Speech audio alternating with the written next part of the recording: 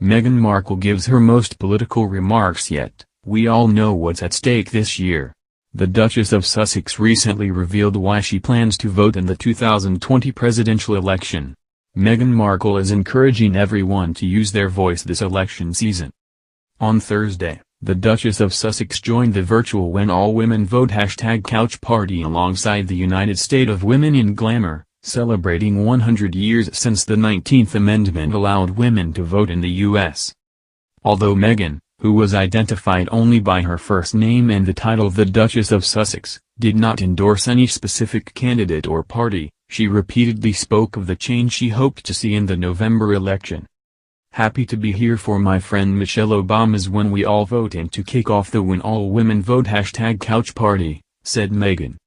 "When I think about voting and why this is so exceptionally important for all of us, I would frame it as, we vote to honor those who came before us, and to protect those who will come after us. Because that's what community is all about. And that's specifically what this election is all about. I think we're only 75 days away from Election Day. That is so very close, and yet there is so much work to be done in that amount of time. We all know what's at stake this year," she continued. "I know it.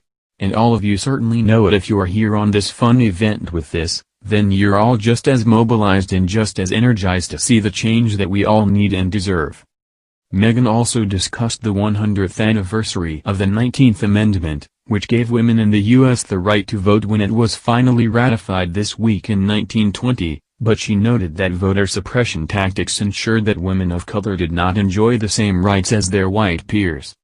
"This week we are recognizing the 100th anniversary of the 19th Amendment, which of course gave women the right to vote, but not all women," she said. "And specifically not women of color. As we look at things today, though it had taken decades longer for women to get the right to vote, even today we are watching so many women in different communities, who are marginalized, still struggling to see that right to come to fruition. It's just simply not okay." Encouraging women to get involved in the current election season, she said, "This fight is worth fighting, and we all have to be out there mobilizing. At this juncture, if we aren't part of the solution, we're part of the problem. If you're complacent, you're complicit. We can make the difference in this election. And we will make the difference in this election."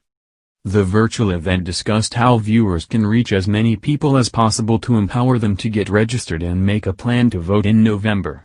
Other guests included Glamour editor-in-chief Samantha Berry, actor and activist Yvette Nicole Brown, Power 105.1 radio host Angie Martinez, board chair Valerie Jarrett and DJ Diamond Cuts.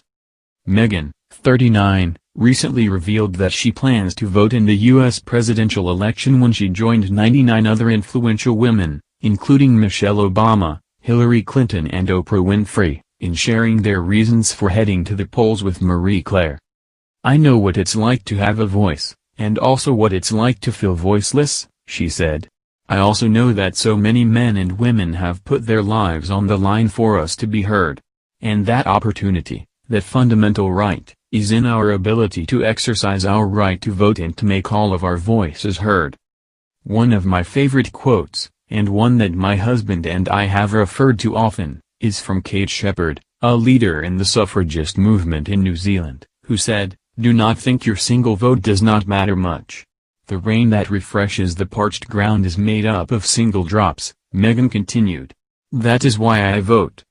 The Duchess of Sussex also discussed the right at the 19th Represents virtual summit last week, noting that Prince Harry has stayed politically neutral, including not voting in elections, his whole life as part of the royal family. "When I have these conversations about encouraging people to go out and vote, I think it's often challenging for men and women alike and certainly for people to remember just how hard it was to get the right to vote. And to be really aware and not taking that for granted," she said. "My husband for example, he's never been able to vote."